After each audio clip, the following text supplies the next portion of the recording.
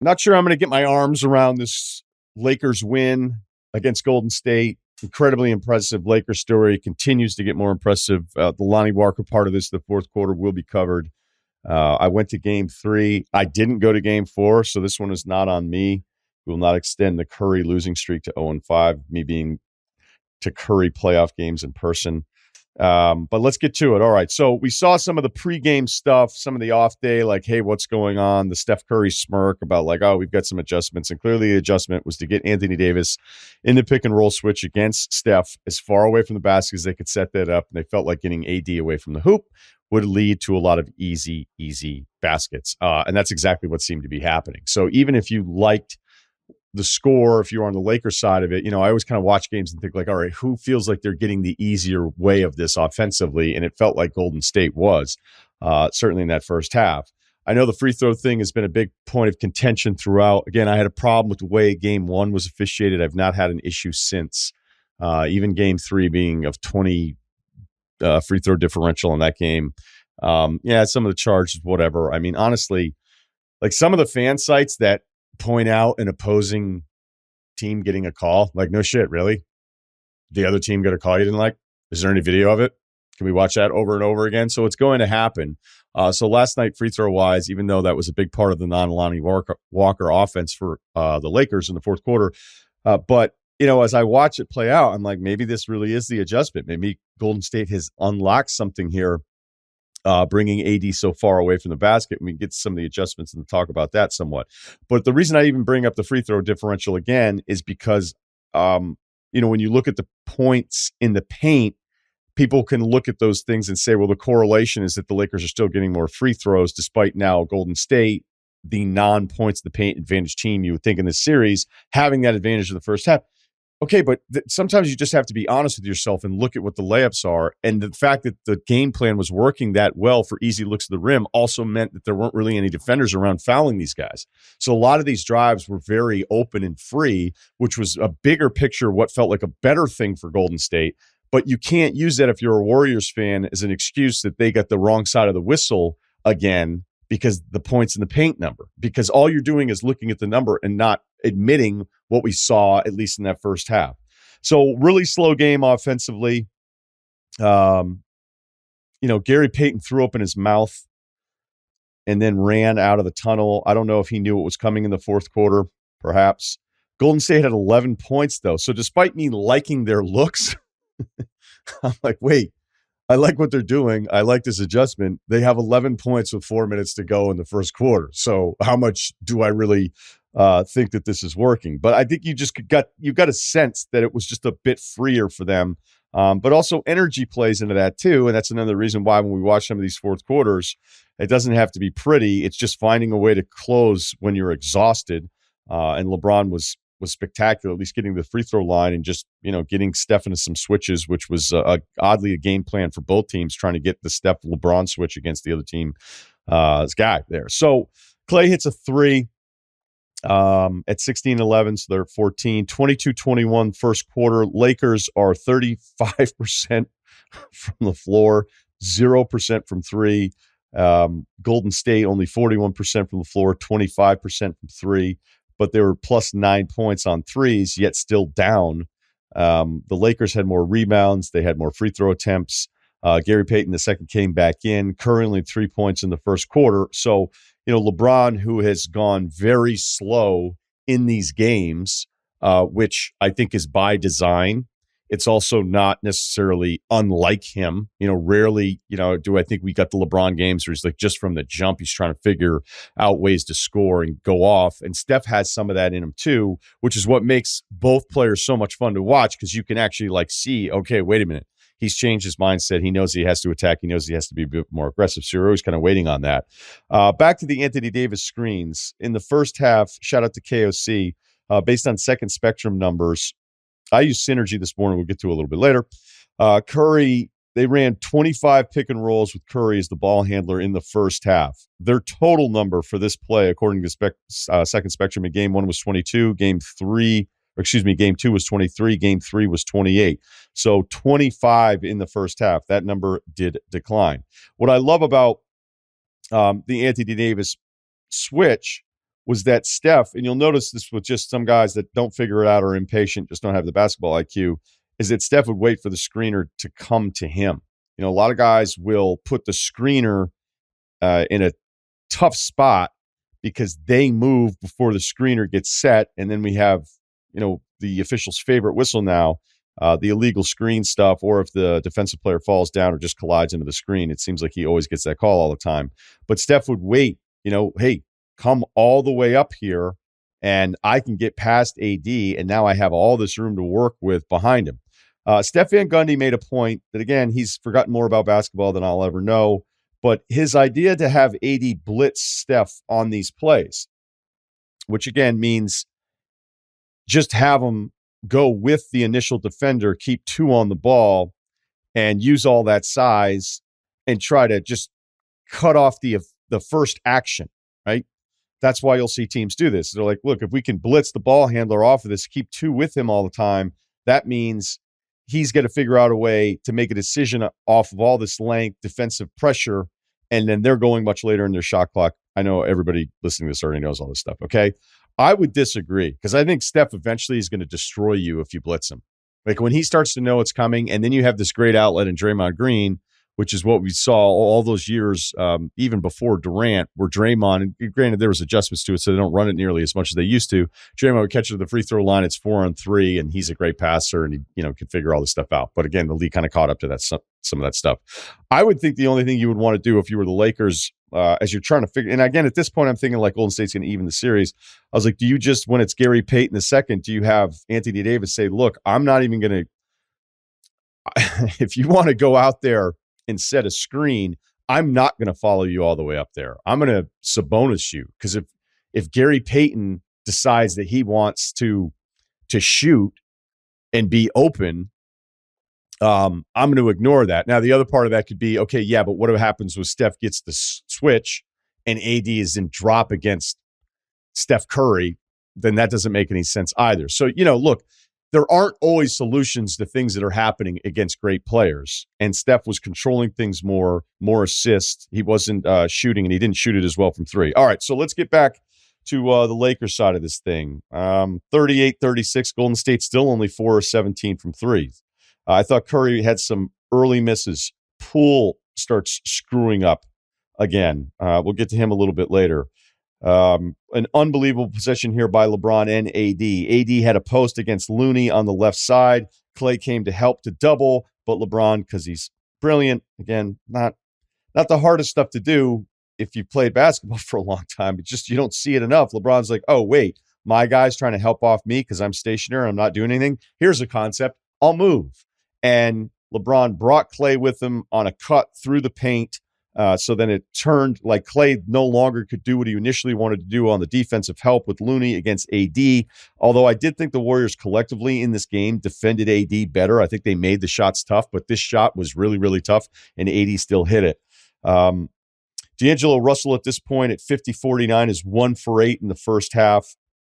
There was a challenge. We had a bad coaching challenge alert. If this were a drinking game, I cannot believe how bad you guys are with these challenges. A blocking foul on Reeves. There was no way this was going to get overturned. It was upheld. It was the first half. I have no idea what's happening with this stuff. I really think because Reeves' heels were in front of the restricted circle, that's the first thing everybody looks at, and then they forget to look at the rest of it. Like you have to, if you're going to challenge in the first half, it has to be because it's too many fouls on a really important player. Sometimes I can understand the specific player getting the bullshit call, where you're like, you know what I just want to do? I just don't want you to get that call. Like if Kyle Lowry did something and I was coaching against him in the first half, I'd be like, this is stupid. I shouldn't challenge this. I should hang on to it later, but I just don't want Lowry to get that call. That one I at least can understand emotionally. At the half, it's 52-49. Golden State closed the first half on a 14-6 run. Looking at the three-point numbers here for LA, not great, Bob. 2 of 11, 16-17%. D'Angelo Russell now 1 for 9. Does D'Angelo Russell wear Dadas? I'm going to get the sneaker people on that one. Remember the old East Bay catalog? Be like, is it bad to get 3 pairs of these? 57-49 Golden State. A couple missed threes by Curry. Just really wasn't that guy from deep. LeBron hits a three. LA goes on their run 10-0. Then it was just a back and forth of runs. Reeves finally hits a big shot. It felt like he was pretty quiet for a while. And the other part of the adjustment was Anthony Davis was not starting this half on Gary Payton. He was starting it in Andrew Wiggins, which leads to some of the pick and roll numbers where you're like, wait, what happened to that thing where you were getting all sorts of good looks? It's very surprising. And we'll get to all the late stuff here for a team that's been this good now for a run that I think started in 14. We're talking 10 years of this stuff, that they could get away from something like this. I don't know what that is. It's weird. I don't think it's a bigger picture thing, because if they had these massive flaws, they wouldn't have won last year, right? I mean, we can all play the everything's fluky game, but it's funny, like whenever Steph has, and he had some bad moments there late, but it'll always turn into, in the NBA world, of, well, how come you say this about this player, fill in the blank, and you can already figure out who those people are for me, but you don't say this about Steph? I don't know, because one guy's way better and has a resume. Having said that, and I think it's just sports, we have moments with people that we trust where we're still like, what are you guys doing? I'm very surprised how quickly they got away from something, even if it wasn't showing up in the box score, what felt like easier work offensively for Golden State throughout this. So Golden State starts getting out and running. All right. They got it to 77-65. A Moody three, a Reeves three, a Poole turnover. Steph, LeBron both come back into the game at the end of the third quarter. LeBron starts pushing harder here. A layup, a bad inbounds. The Golden State loves those bad inbounds as well. That leads to a Dennis Schroeder layup. So right when you thought Golden State was going to run away with this thing a bit, because that's what we're all conditioned to believe, the Lakers once again answer the run with toughness, and compounding that with some of the Warriors' mistakes that were consistently happening throughout the night. So that's a 10-2 LA run, and we're looking at a fourth quarter here where Golden State is still up. They're still up 7 points. To start the fourth, LeBron, Anthony Davis, Steph in, and so is Lonnie Walker. All right. What Lonnie Walker did in the fourth quarter last night is legendary stuff. Like, this is the kind of thing where I don't know what will happen with his career, because to this point it's been disappointing athletically. Like, he was a big part of the rotation. I know he got hurt a little bit. I don't know if it's the garbage minutes. I know they call them non-garbage minutes, whatever. I mean, we all know what they are. Let's not get mad about semantics anymore. Lonnie Walker going for 15 in this fourth quarter was all-time stuff. And I kept waiting for it to kind of stop, and it just never did. It never did. He hits a three. LeBron is looking for Steph. He gets a layup. 21-7 LA run throughout this early part of the fourth quarter. LeBron blocks Steph after a switch. Again, Steph hunting out LeBron, no longer AD, because of the Wiggins thing, which I don't think should mean, they must have just seen something with the alignment where they were like, we don't want to do this as much. But it's weird because then they did do it again very late, which I'll get to. LeBron did block Steph after a switch where Steph got past him. It was funny, like anytime LeBron got switched to Steph, LeBron had a hard time with him, but it still didn't burn them as much. And when LeBron was switching to Steph, it looks like this physical mismatch. Like, both didn't look great in the switch, but I think they both would get like passing grades for the overall production against each other in that one. Lonnie Walker hits a shot to make it 88-86 Lakers, where it was a curl to his left, where I mean, it is a sprint to his left, right-handed shooter, dead stop jumper, way up, somehow like remained almost straight up despite how hard he was going in to his jumping point. And at that point, he's got 7 points in the fourth quarter. I was like, all right, this is nuts. Steph gets the and one 4-point play. Lonnie takes an out of control early shot clock jumper after this. And I'm like, okay, this is over. This is a bit much. No, it isn't. Because after that, he just kept scoring. Steph kept trying to get LeBron on the switch. Lonnie Walker had an air ball on that play where I was like, okay, this is over. LeBron goes out at 6:05. Rui comes in. LeBron came back in at 5:52. That doesn't happen a lot. I thought they were going to try to steal that minute or two for him, and he needed it. And, credit to him, he came right back in. Wiggins misses a three at 94-92. He had two possessions where Steph was wide open as an option to swing it to him. Wiggins did not pass it to him. He missed both of those. Curry hits a floater. Lonnie Walker gets to 11 points. No D'Angelo Russell, by the way. He was put on the shelf, although credit to him for being super into cheering for dudes. And I mean that. Anthony Davis kind of disappearing here. 12 field goal attempts in the first half, 4 field goal attempts in the second half. And I don't mean disappearing as a criticism. He was not part of their offense. But that's because Lonnie Walker's on pace for 60 points here. So when you look at what happened here in the fourth quarter, and I'll get to those last couple possessions here in a second. Anthony Davis took 2 shots in the third quarter, only 2 in the fourth. Lonnie Walker, LeBron hit a jumper at 11:05 of the fourth quarter. Anthony Davis had an easy bucket at 10:28. Walker hits a shot at 9:27. There's only one other Laker that makes a field goal, 9:27 remaining the rest of the game, and that's Austin Reeves. So it was free throws. Lonnie Walker's the only one, except for one Reeves make from 9:27 on in a home Game 4, super important playoff win. The only guy that was making buckets out there for him. It's nuts.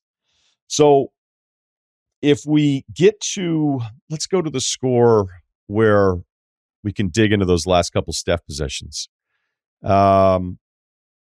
Walker takes the lead at 153 in a 15-foot jumper.